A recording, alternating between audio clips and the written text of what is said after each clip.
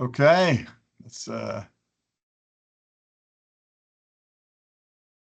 people starting to join. Welcome everybody as we invite those in the lobby to join us. Thanks for giving us a few extra minutes. As of course we want to give people a chance um, to join and start with us. It's great to be here with you all. Once again, I'm Andrew Kirsch. As most of you will know, I spent just under a decade as an intelligence officer with the Canadian Security Intelligence Service, CSIS, and wrote a book about my experience. And because of that book, I get a lot of questions from folks about my career in security and national security and intelligence. And I, want to try to answer them and give an opportunity to talk and answer questions from folks who are either interested in the career at CSIS, other national security organizations, or just curious what that life is like, or have an interest in, as I said, in security and intelligence. So we do these quarterly Q&As, and I am very excited to be joined because many of you have participated before and probably heard a lot from me. And today, I'm very excited to welcome another colleague who will be able to share his experience in security and intelligence. And I won't provide too much of an introduction. I will turn it over to Marc to introduce himself, and then we'll get into some questions that I have for Marc and some questions that were submitted to me to be answered. And we'll get right down to it. If you do have other questions and want to submit them in the chat, you are invited and more than welcome to do so, and we'll see what we can get to and answer them where we can. So also any questions, concerns, put them in the chat and we'll get to them. So Marc, I turn it over to you for your own introduction, and then I got lots of questions. Right. Thank you very much, Andrew. Thanks for having me. I just want to reiterate that I really loved your book. I read it in 2 days and it was very good, very personable, and threw a positive light on the organization. I really appreciated that. Myself, I'm from Montreal. I grew up in a middle-class family, French guy, but I went to a university in English, and I grew up with a lot of English friends, so I'm comfortable in both languages. When I joined the organization CSIS in 1989 on September 11th, oddly enough. Oh, wow. And yeah, I was there for 30 years until 2019. I moved around a bit from Montreal to Ottawa to Vancouver to Ottawa to Montreal, and finished in Ottawa at the end. And I'm very happy with the way it went. There's, like everything, there's a bit of ups and downs, but mostly ups. And I'll be happy to answer a few of your questions if you have any. Yeah, it's great. Well, obviously I joined kind of post 9/11. Speaking of September 11th, and that was really a catalyst for me to run away and join the circus, as I often say in the book. 9/11, then 2005 London bombings. What prompted you back when you joined to get involved at CSIS? Did you have any idea what you're getting yourself into? Like, what made you apply? Well, thank you for the great question. I had a very atypical experience joining the service. Back then, there was no internet, right? Yeah, so, sure. So you can find anything on CSIS, but even I didn't know about CSIS really. I was at university my last year. I worked. My program was communications, more hands-on stuff like sound engineering and movies and TV and stuff like that. And then one day, as I said, I grew up in a bilingual environment, so I read the Montreal Gazette, and there was an article about the Canadian Security Intelligence Service having problems with official languages. I don't remember the details, but it was something between the Montreal office and headquarters. So back then I didn't have internet, but I grew up watching a lot of movies. I like entertainment, so I'd seen all the James Bond movies, not thinking that there would be any James Bonds in Canada. And we're not real James Bond, by the way. Yeah, we're a bit yeah. different. That's right. That's right. Yeah. So what I did back then, I said, "Oh, Canadian Security Intelligence Service. I'd like to find out more about it." So back then, like if you were in Toronto, we had these big phone books with all people, phone numbers, etc. And at the end, there was a blue section. It was the government pages. There was a section for municipal, provincial, and federal government. So I went in the federal government pages. I looked it up. It was right there. Canadian Security. Was it CSIS? Yeah. Was it in the phone book?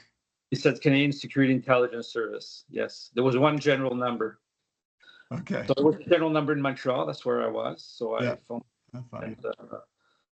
and they were pretty circumspect about what they could say. So I asked, "What kind of people do you hire?" So I think they asked me 4 questions right there. They said, "Are you a Canadian citizen? Yes. Do you have a university degree? Do you have a driver's license? And are you bilingual?" I answered yes to all these questions. They said, "Okay, well, you can apply for an intelligence officer." So I said, "Okay, well, I'll apply, but how do I prepare, to go through this?" Back then, there was no internet. There was nothing that could prepare you. All they said was you can read the CSIS Act. And also, I found out through other people that, there's books that you can read. Back then, it's called L'État du Monde. Came out every year. It's like a status of the world by country. Oh, So I read those for 3 years because I applied in '86. And it took a long time. Well, that article in the newspaper referred to problems in official language. For 1 year, they didn't hire any intelligence officers. So I kind of lost 1 year. Then I was behind, all the other ones that had applied before. Also, I didn't know anybody. I didn't have any family members. I had no government connections. Because at the beginning of when the organization was founded, as you know, we were. yeah, because that was early days. It was 1984 was founded, kind of the RCMP, mostly made up the first kind of cadre of intelligence officers and support people. And then slowly they started integrating civilians, right? I guess what we call civilians or non-RCMP. So you're in that kind of initial wave, eh? Yes, that's right. And you might not know this, as we haven't heard this like in 20 or 30 years, but the RCMP guys that were there and girls, they would refer to the new CSIS people hired out of university as CSOIDs. CSOIDs? Yeah, CSOIDs. Yeah, that's what they call us. We were a bit different. I think back then, and I think it's still true to this day to some extent, they hired a certain type of people with certain types of personalities. I would say A-type personalities, people with a lot of confidence and certain attributes and skills, which I might say was very good for the job, but also could lead to minor conflicts, personality conflicts with employees who all think they're better than the other one and smarter. So you have to navigate through that, of course, through your career, as you probably saw. Well, it must have been, just like, what were those early days that the distinction between the RCMP kind of founding group and as more of the CSOIDs came in? What was that like a pretty straight line, like a line between the two groups? Like were those factions within the organization back in the day? It's interesting that you bring this up because one of the things that the former RCMP Security Service employees that made up the IO cadre, let's say, when it started in 1984, I would say they had more of a camaraderie. Camaraderie, yeah. Yeah, and they would go out for drinks and stuff like that, and they found that the new CSOIDs or the new employees didn't do that as much. I'm talking about the intelligence officers. Sure. But, it's like anything. You use your interpersonal skills, and some people you get along with, some you don't, for whatever reason. But it wasn't too bad. I think as time went on, because we're not allowed to really talk about numbers, but I mean the organization in 1984 and. The first class was in '85. In those days, it was about one a year only. And actually, when I went through my training, while I was in training, so this would have been between September and December '89, it was the first ever posting in the newspaper for intelligence officers. Interesting. So before that wasn't really well known. You had to know somebody or, go looking for it. People don't realize how young. Just for the folks who are, this is a young organization. You're talking 1984, 1989. A lot of the folks who were there early days, class one, are still there's still some folks who are still around, right? That were there at the founding or recently retired. It's that we don't talk about it in like terms of these old days and these old characters, but like a lot of them are obviously not still with us, but even still with the organization. So that kind of dynamic of the RCMP and then giving way to the CSOIDs, I don't want to say that's still going on, but the last of the RCMP may still be there, I think, which is kind of interesting to think about it. You talk about, ancient history of the service is not that far back. Can you talk about some of the roles you held, like what you did there, and to your level of comfort? I obviously Yeah, tell people what I did, but yeah, maybe a different path than I did. yeah. Well, if people read your book, they'll see the kind of training that we had, which Yeah, yeah. did a few months. So after that, I had I'd call it my analytical role at HQ, Was and it was training different? I guess what was the training in your? That might be a good point. Like, were you guys? Did they know? Was the training different in terms of like, are you jumping on a plane? I heard the early days were jumping on of planes and thinking they were going to detonate bridges and stuff like that, like James Bond. Was it yeah, like that, or was it? we didn't have that, but I think only the first class that they had some of that stuff going on. Yeah. But we didn't get that. No, it was, I mean, still there was no internet when we went through Yeah, training, of course, and computers were like barely starting out, so it was a bit different. We did a lot of our that's stuff, right. but we were taught the basics of counterintelligence, counterterrorism, all the branches of the organization like finance, HR. We'd find out about the organization. So uh, over the years, I think it's evolved and, of course, improved as everything does. But it's basically the same thing. It's a couple of months, and then usually that's changed over the years. There were times Yeah, when I was it goes that for people those. were, Yeah, for those who it changes all the time. Like they're the two roles. Just for those who aren't familiar, intelligence officers are expected to do two roles, and one is this analyst function where you're at HQ, you're overseeing a national security investigation, doing a lot of reading of reports, writing memos and briefs, and kind of taskings to either foreign governments or domestically. And then there's the field collector, the social butterfly, the person who is tasked to go out and fill intelligence gaps. And you're knocking on doors or serving warrants or, that kind of front facing. And those are very different jobs, very different skill sets required of the people. And so when we talk about how training changes, sometimes they do both kind of training the analyst and the field investigator together. Sometimes they like to move it around and say, well, we're just going to give you analyst training to start. Then you're going to do an analyst for a bit. And then we're going to train you to be a field investigator so that right before you go out to knock on a door, you've received the training. I think it changes. I don't think I'm giving anything away because it changes very frequently. So just as some background for the folks, if you sign up, you may get it all at once. You may get it, half, depending, either kind of is it on-demand training or let's just get everyone trained up and then we can move them around the board as we like. So did you get it all together and then or you got it in parts too? yeah, I got two parts. Yeah. An interesting thing to follow up on what you were saying, Andrew, is that those decisions for the training, if you get both, it'd be based on organizational needs because Yeah. they know the profile of all their employees when they'll retire, and they might so in a couple of years we'll have X number of people retiring in the region, so we'll need to send a lot of people to the region. Yes. So we'll do a couple of classes or whatnot. I don't know if they've done that recently, but it's happened in That's career. It happened a few times. for So I sure. had training. I went through my usual. At the time, we went to headquarters and got an analytical role. But I was lucky. My class, by luck of the draw, we only did a year and 4 months before we got our investigators course. Oh, cool. Okay. Double whammy for me. I was the only one to get on the course and go right away to the regional posting. So I went to Vancouver, Oh, and wow. I don't know if it was like that for you, Andrew, as well, but they asked us, they just don't send you somewhere, and we're only in the big cities, right? So they asked me all about what our choices were. And I like to say also, going back to the RCMP and CSOIDs, RCMP being a preliminary male occupation for the intelligence officers, as our classes went through, like the percentage of Oh, women interesting. increased a lot, and visible minorities. So that's changed a lot since when I started. And so I went to Vancouver, and I had a job working mostly in counterterrorism. But at the beginning, I was doing, I guess you call it security screening, Yep.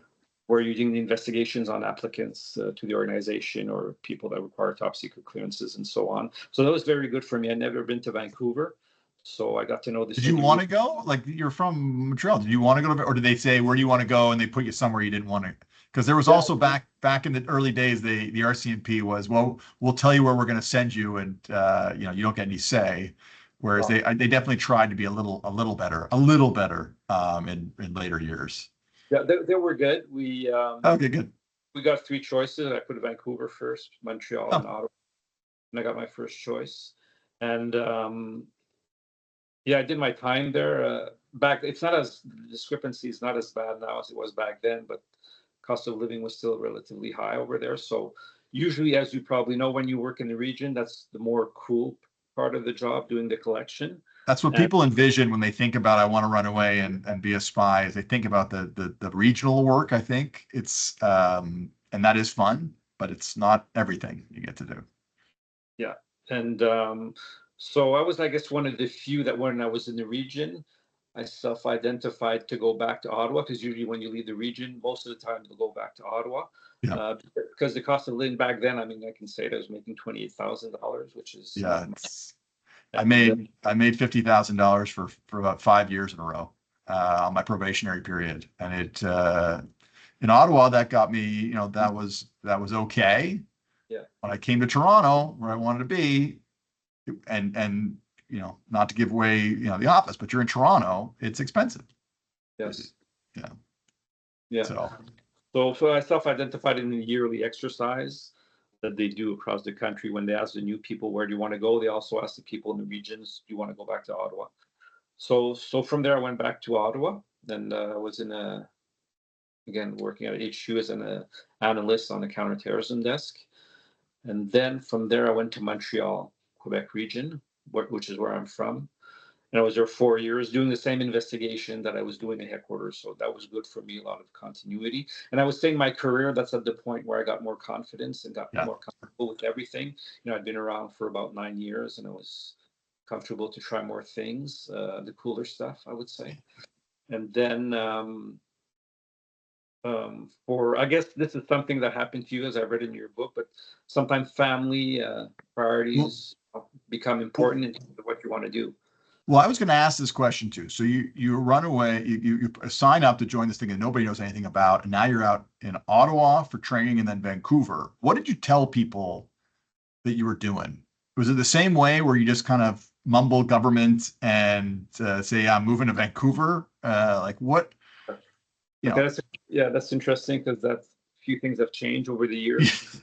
I think now when I say now, I mean the last couple of decades, the organization has become, in some ways, more security conscious. As you know, there's things to protect the identity of the employees, which we didn't have back there. Back then, Yeah. we would use our own name. And Oh, you're using your own name back then too, eh? Yeah, yeah, I guess. Yeah, yeah, yeah. Sure, taking on sure. Why more. not? It's not a Yeah. clandestine service. Yeah. So when we, my girlfriend at the time, who became my wife, she was working in Ottawa and I was working in Montreal for the first year. But then I decided, that we wanted to move in together. So we kind of stayed halfway in terms of travel time. And she was carpooling to Ottawa, and I was taking the train to Montreal. And finally, after 4 years, I said, okay, well, we had gotten married. We were living halfway. I thought it was time for me to go back to Ottawa. Again, very easy. You self-identify to go back to the region. It's you kind of get your own networks also after certain years. I was able to go back to H quarters. So to answer your question of what roles that I had, I went into again back in analysis on the human source side, and then I went to training and development where I was Oh, training. Yeah, I did three fun. years. I really like that because I'm kind of immature. Oh, sorry. I get along with people better than I get with the older people. So I was involved in training several classes that were going out to the field or coming into the organization. And then after that, I started doing more what I call internal security stuff. So I was doing that for about 3 years at headquarters, and then I went back to another desk at headquarters against they called it international terrorism back then. I And would say to everybody who may not be familiar, and I see some familiar faces here, but first of all, the CSIS changes the desk names in organizations all the time. So Mark will be referencing a desk that probably changed names 3 times before I got there, either geographically, organized geographically in areas, or by kind of subject or threat, right? Often referred to like CT or counterterrorism, kind of offhand, or CI, counterintelligence, I assume, which is the that, but it can also be broken down into the type of threat, the area of threat, and subjects of investigation might not fall cleanly into an area too. So you're constantly kind of, okay, who owns this target? Who owns this threat? Is it the geographic area from where it is originating, or is it the subject matter that they're interested in? Counterproliferation or foreign interference. So we reference desks. I don't think we're giving anything away because it's probably doesn't exist anymore. And the other thing I'll say, just also for clarity on Mark's story, which people might not realize or appreciate, the role of intelligence officer, you do a lot of different stuff that you might not think. So when Mark's saying training, like the intelligence officers largely make up a lot of the trainers and courses.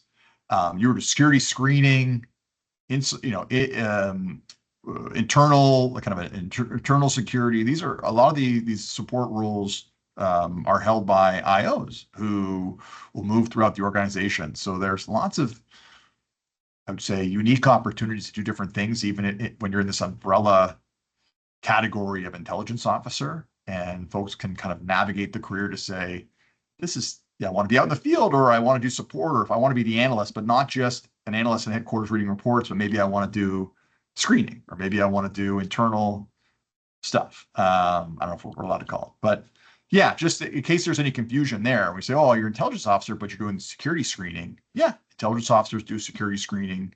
In some regions, intelligence officers participate in surveillance.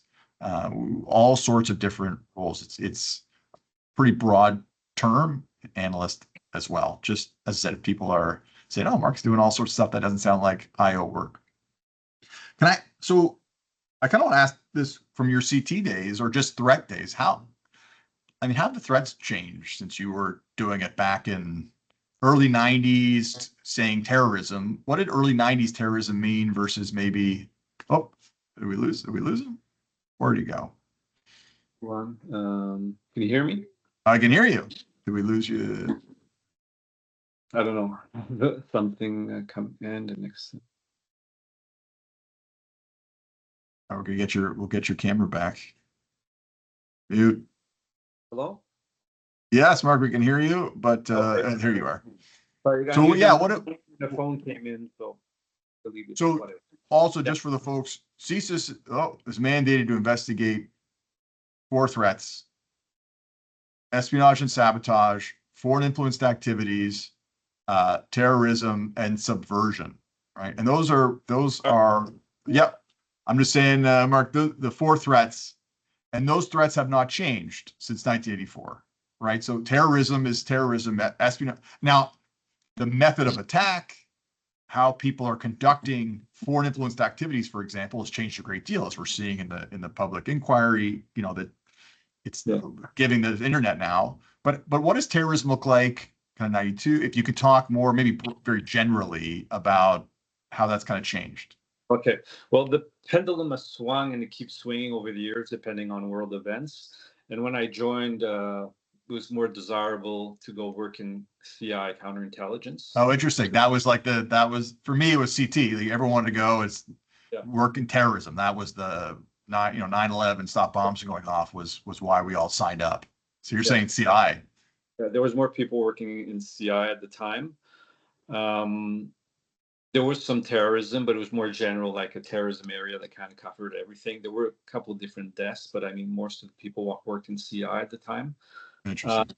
People think that September 11th is the thing that made us change, focus more on CT. Yeah, it started before that. Actually, in Montreal, we got our wake-up call when I was there. It's a case I can briefly mention because it's all over. Sure. Now it's the Ahmed Rassam case. Yes, the Millennium Bomber. Exactly. So he was out of Montreal, an Algerian who traveled. That's right. The hope of bombing the airport in LA, but he got caught at the border crossing from British Columbia to Washington. It's an amazing story for those who don't know. It's very well reported on in the news. Yes. Sorry to cut you off, but that's good. That's good. So that was kind of the wake up call a lot for us in Montreal. But then shortly thereafter, the big events in the United States, 9/11.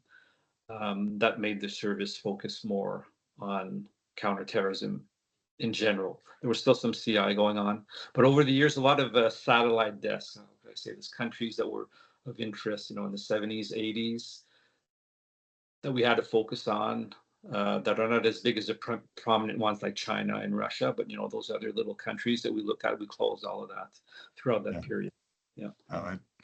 So I have, I know some questions in the chat, and I have some questions that were submitted in advance, and I will get to them. Well, let's do a quick, you've did 30 years. Some folks on here, I get the message all the time. Let's say advice to people who are considering a career, in national security, considering a career at CSIS. I always say that look up at all the agencies. Everyone says CSIS, but there's CBSA has an intelligence function. Every ministry has an intelligence arm to it, right? CRA does intelligence, but there's CSE, there's CBSA, the RCMP, there's military. You've seen more of it than I ever did.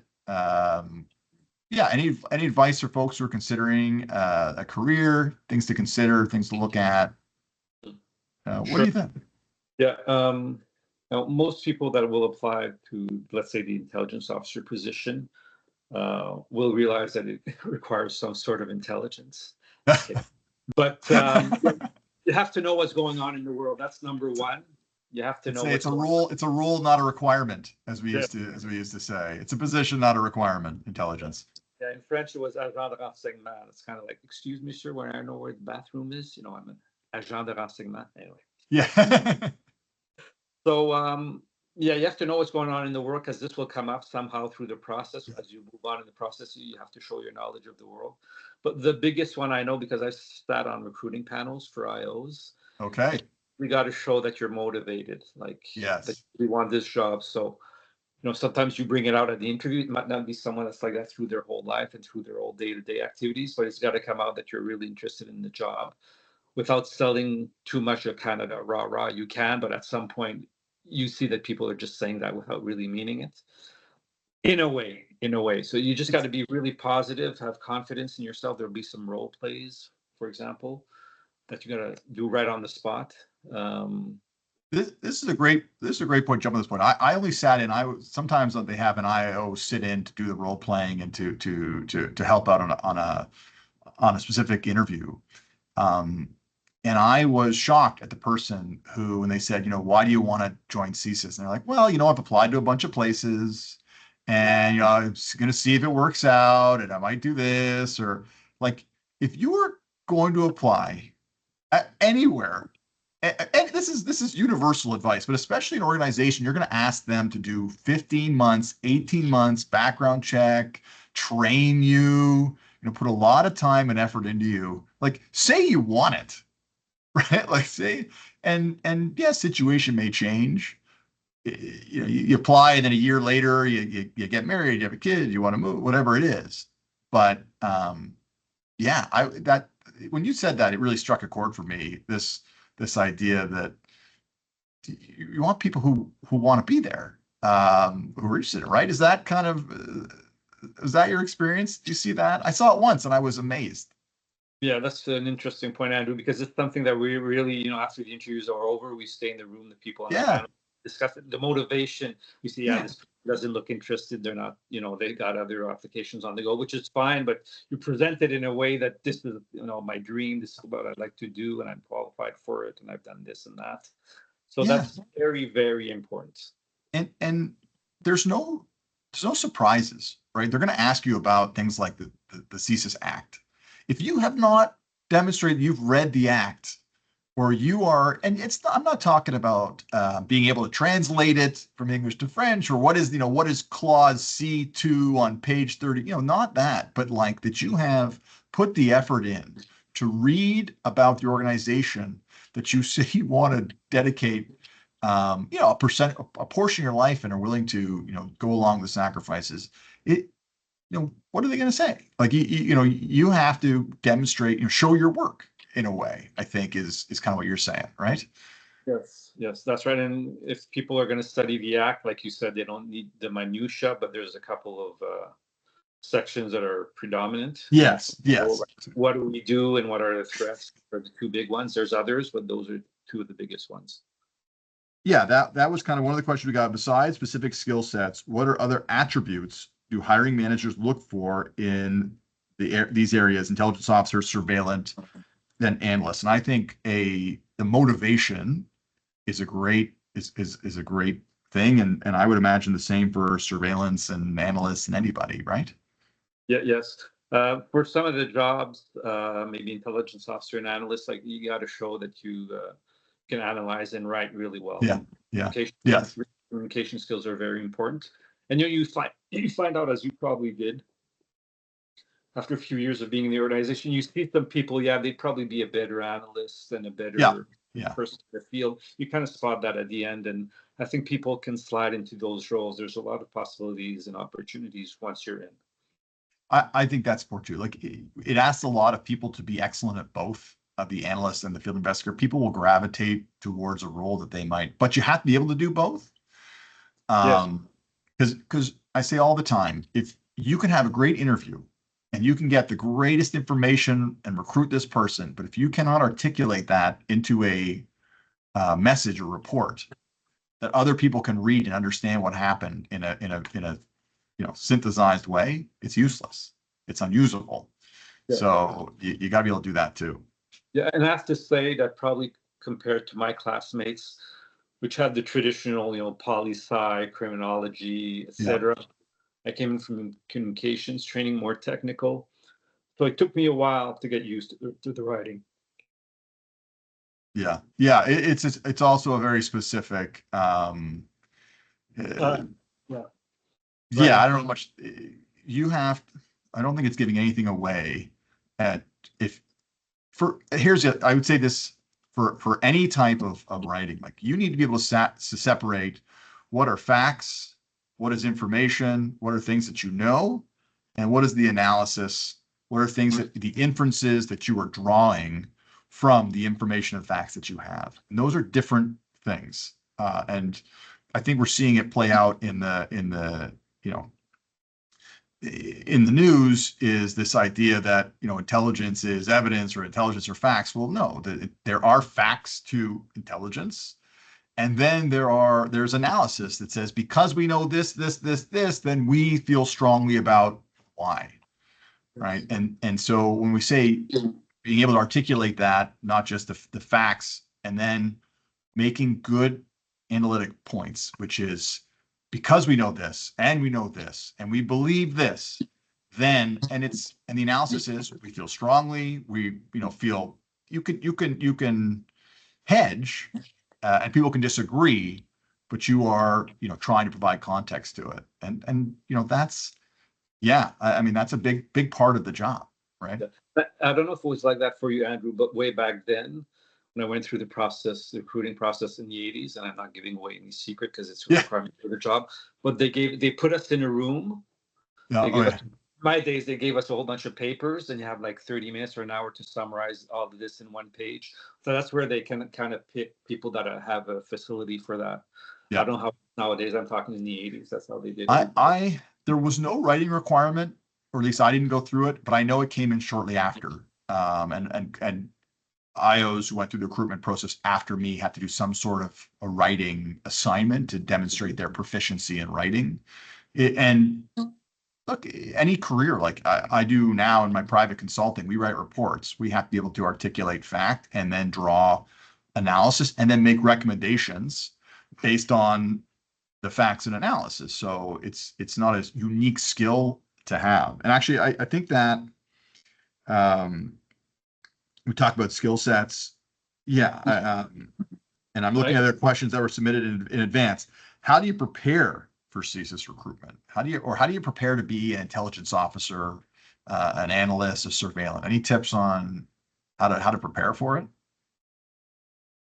Back then, you didn't have much to do. There was Yeah, no internet. You knew the fact, whatever was in the papers or on the news, but you can go exactly. online right now. They have these fancy videos. They probably had those maybe when you started. I'm not sure, but they have the They recruitment just video. put in those slick surveillance recruitment videos on YouTube. Check out those videos. They're very cool.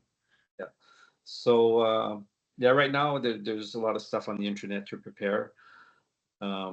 do your research on the organization. You have to show that you know the organization. It's much easier now than it was 40 years ago or 30 years ago.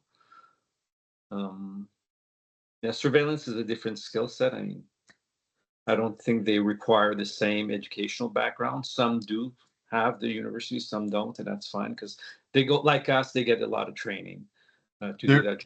Just really specific. there's a You're out. question that was submitted that said, "How do people go from surveillance to intelligence officers?" And so it used to be there wasn't. I'll tell you, there wasn't a degree requirement for surveillance officers, and there was for intelligence officers. And so when surveillance wanted to become intelligence officers, they said, "Well, you don't have a university degree," and they would say, "I have 10 years, like at CSIS. What better experience is that?" So what did the organization do? They made a degree requirement for surveillance officers to take away that grievance process. So I've spoken before, but I personally don't think that should be the case. That for any role that there should be a degree requirement. You can accumulate the skills and experience in a military career and private security that would help. But as it stands now, there is. And yes, surveillance can sometimes, and analysts too, apply to go into the intelligence officer pool. And then they'll go into the regular training. I was on my IO course, there was an analyst who'd been at CSIS for many years, learning how to write reports that he had clearly written, for many, many years. So I copied off of him a great deal. I really appreciate it. And when I was there, surveillance came over as well. I want to. Can I ask you? Oh yeah, go ahead. But one thing that probably changed a bit and probably will change more. I mean, back then, let's say you could put surveillance on somebody for a long time, you get a lot of information. But what's happened now is that there was no internet back then. Now there's internet. You can probably find out more information now on the internet than by surveillance on someone. Yes. Yeah. There's definitely. I said how the investigations are carried out absolutely has changed, obviously, over the years, given that there's all the technology that we have, the technology that people use to protect themselves can also be used against them. I won't put you on the spot for any of that any of that issues. For the questions, there was a question on I missed it. Yeah, the question about your diversity in the service and what advice would you offer minority Canadians interested in working with the service in 2024? And I have some thoughts, but I'll turn it over to you if you have some thoughts. I don't have like particular thoughts, but I mean, it's not something that's looked at. They won't assess whether the person is a visible minority or not. They will require that they have all the skill sets. So of course, anybody that has the right skill set, you can apply. You might have some advantages if you have foreign language and things like that. But I mean, I don't want to say anything specific about that. Yeah. I will say this. I think it's important for our country's domestic security service to reflect the country that we are serving, and to have people at all levels, intelligence officer, analysts, surveillance, that are from the communities that we are protecting and sometimes investigating, are able to provide kind of that advice, have language skills, all of those things. And I think there has been positively more the diversity at the organization. Is it perfect? No, it's not perfect. One thing when I wrote my book, there obviously had been a lawsuit in the Toronto region, and when I was there, and I talked about my career, which was my career and my experience, and I didn't feel comfortable talking about other people's career or experience. But there are starting to be other books from other members, other IOs who have served, that would provide different experience. I'm talking about Huda's book. I'm not here to promote or not books. We'll talk about Marc's in a second. But more and more people with different experiences are coming out.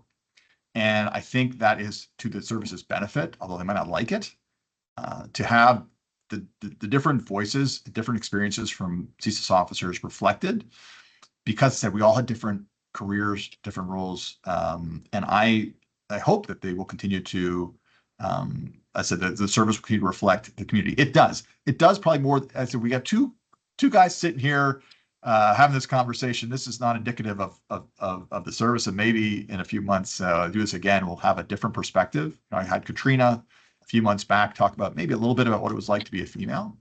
But I hope that everyone would consider applying, and that I hope that that organization is one that was welcoming to diverse community and diverse views because they need it. I think it's helpful. I think it's important. It is important, and yeah. we've seen it throughout the years, the change through diversity. We have a better representation of the public in our organization for sure. Absolutely. I'm sensitive to time, and we'll keep going with questions, but I do want to talk about your book, and you know, someone who wrote a book. It's one I respect anybody who goes out there and sits down and stares at a blank screen and puts some pen to paper. Tell me, like, what prompted you to write it, or what do you feel comfortable talking about it? I'll bring it closer so you can see the cover. Pardon me, it's not. This is just the print of the cover. I don't have it yet, but yeah, do you want to talk about it a little bit? People can see it. Yeah, it's something that had been behind my mind like for many years, but without getting too dramatic, I lost both my parents in 2020, and you know, you get thinking about life in general, and you know, things you wish you would have known or would have listened more to your parents when they were telling you about their youth. So the driving motivating factor for me was to write this for my kids, so that whenever they want now or later, they'll have something to read about what my life was like. So it's more the story of my life, and you know, from my childhood through my education, through my job. So of course, there's mention of a few things, you know, to kind of explain why I went from one city to the other. But yeah, it's just it's not. Yours was very interesting for people that don't know the organization. Mine, I would say, would be more interesting for people that know me. Because it's just like what my life was, what I did, and how I felt when I did those things. And if people are interested in national security, and see that there are a few tidbits here and there, but it's not the focus of the book. How did you navigate? And I talk in my book about the challenges that I had navigating that your personal and private life with this idea that you're part of this organization, that it's not a secret organization, but it's an organization with secrets. You know. How did you find that? What advice do you have to others maybe on that balance, or how to find balance there, or if you feel comfortable talking about it, because obviously it's a big part of, you're there 30 years, right? You know, you have parents proud of their kids and want to talk about what their kids do, want to know what's going on in your life. You have kids, like, what was that experience of balancing that like? Yeah, how'd you find it? Yeah. Well, back then we were under the Ministry of the Solicitor General, so you know, we were taught to say I work for the Solicitor General of Canada. But then when you're in Ottawa, as you know, everybody worked for the government. Oh yes, what do you do for the Solicitor General? So, you know, like you were, we were told to narrow it down and everything as much as we could.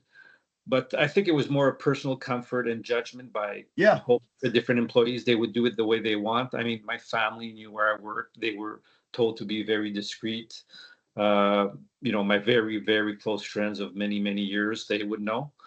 And I would say that generally, because of the nature of the work, because I work mostly in different cities and where I'm from, I kept a lot of my friends from Montreal, and I didn't necessarily develop too many in other cities. I did in Ottawa because I'd been here a long time. So after a few years, when you're comfortable with people, sometimes less than a few years, you know, you end up telling them, and you know, be discreet about this. I mean, you kind of have people, you want people to respect you in some way and don't feel that you're hiding something from them.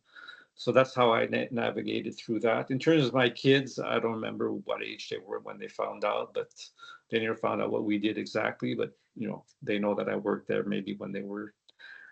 You know, they had those visits. I don't know if your kids were old enough, but you could bring your kids to work. Bring your kid to work. Yeah, was that when they found out that the bring the kid to work day? Yeah, we're probably a bit before that, so them into the visit. But yeah, they knew before. So I guess they were 14 or 15 when they do that. I'm not too sure when they do the visit. It's a grade 9, I think. Yeah. So they knew about it. I didn't have any difficulties. Actually, the most difficulty I ever had was in 2001. I was working in a case 2002, I guess. It was a reaction from the federal government on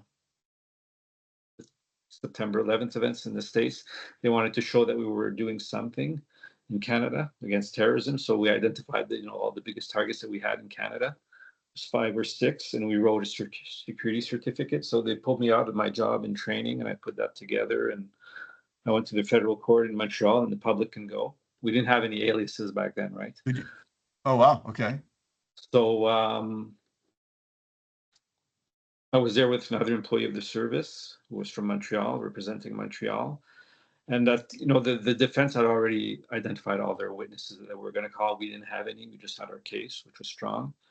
And on the last day of the trial, like the fifth day on the Friday afternoon at 4:30, so the judge asked the defense lawyers, so is there anything else? He says, yeah, I'd like to call Marc Laferriere to the stand.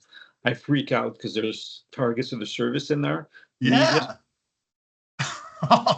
So, man, it was a half-hour debate between the judge and both lawyers. This is, first of all, they put a media ban on this. You cannot identify the employees of the service. Sure. And then they went back and forth, and then they decided that me and the other guy would have to testify, but it was a Friday afternoon, and the judge is booked for the next few weeks. So we came back a month later. Anyway, to make a long story short, I really was afraid for my security back then because we were using our real names. And anyway, it ended up that we were successful, and the guy was was deported. Yeah. I mean, that's wild. I couldn't. I tell people, who ask, were you ever afraid of getting hurt, especially special operations? I was never afraid of getting hurt. I was always afraid of getting caught or being, either burning a source or just my name getting out and people finding out. And so I know the idea of my real name in a court and potential targets who are being charged with stuff, knowing it, that would be unsettling. And for the folks, and I've said this before, and I'm curious your take too. I see the hardest thing. It's not lying to somebody that you care about. It's actually telling them the truth and asking them to lie for you.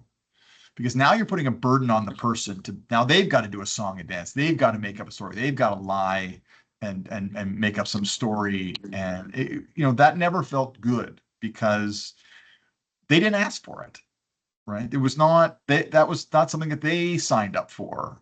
So I told my brothers early on, I've applied to CSIS. I hope to be an intelligence officer. And they say, well, what do we tell people you do? And at first I applied, I said, they're not going to tell me now because I'm just a recruit.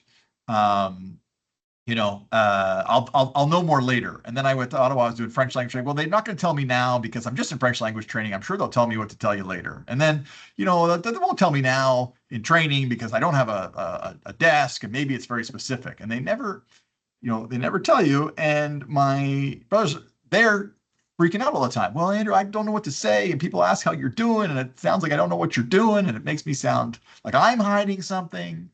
So that for me was the reason why I didn't tell many people. And I would be gray about it. And I would just say, I work for the government, and people would think I was weird. But once I told them, knowing that they were then going to have to lie if anybody asked them. And so I'm curious, you had maybe a similar situation, or maybe it was easier. I don't know. That was my experience. I have to say it was easier for me because my was also working in a security environment for the government. Okay. So she knew what it was all about to be, careful about your identity. So that helped. And me, I don't remember telling specifically people to lie. But like I told you, most of my friends are in Montreal. I was in Ottawa. Most of my friends. It's so much easier when you're a different city than if you're working in a different city where you're living or where you grew up. It's just easier for that identity management. That's the kind of technical term they would call it now. But I would still tell them the ones that knew not to tell anybody. Or yes. If people really just say he works for the government, I'm not too sure what he does. Boring job. Put pencil pusher, whatever, paper pusher. Here's the other thing for folks who are thinking about applying. You're applying because you think that this is a great, cool, fun, James Bond job. You will not be able to tell anybody that, right? So you may have a cool job, but you're going to sit across from folks and have to, not just lie, but make yourself sound boring. Yeah. So this idea that I would go on dates and I would see the women's eyes gloss over, and I was like, I'm cool. I promise you, I'm cool. I just can't tell you that I'm cool, But you can't say it, right? So it is. You have to be okay with that. The idea you're going to walk around like a big shot and tell everybody I'm James Bond and sit at the baccarat table, and they say, "What's your name?" You say James Bond, Bond, James Bond. Order a martini, and everyone knows that's the spy at the table. That's not how it works. You're sitting in a coffee shop lying to everyone you know and saying you're an analyst or whatever for the government, and you got to be okay with that. You got to be okay with that. That's the career that's the career you're choosing. Yeah, I would really downplay it, say how boring it was, I didn't like it, stuff like that to people that would ask. I think after a while they just don't care anymore. You make them Yeah, talk themselves. that's it. That's it. Any other advice to kind of the people interested in a career, whether it be just what it's like, what you would recommend they do to prepare, things they should read, look at. I get all the questions, so I want to kind of open it up to you to speak to many of the folks on here, have applied or think about applying, wondering why their applications are taking so long. Yeah, what do you think? Okay, well, to hit your last one, why is it taking so long? It's government, so it takes a long time. Yeah. I think if some people applied a long time ago, they should follow up. Know the CSIS Act, know what's going on in the news internationally, have a good take on the really hot spots in the world. Yeah. If you come with your university degree, you have some skills, right? Like basically you should know how to write, know how to communicate, because part of our job, which we didn't really talk about, well, we're selling the service. Sometimes as part of our role, we're presenting to allies or to other agencies. So you have to be comfortable in public speaking as well. The typical stuff that you would need to be an IO. And what did you learn? Another question was, it kind of, it was, what's the most important thing you learned? I have my notes here. That's what I'm looking at. What's the most important thing you learned while working at CSIS, and maybe, skill you developed or thing that you learned? Anything that I have one, but I'll let you go if you. I think that probably the thing that I developed the most over the years was writing skills.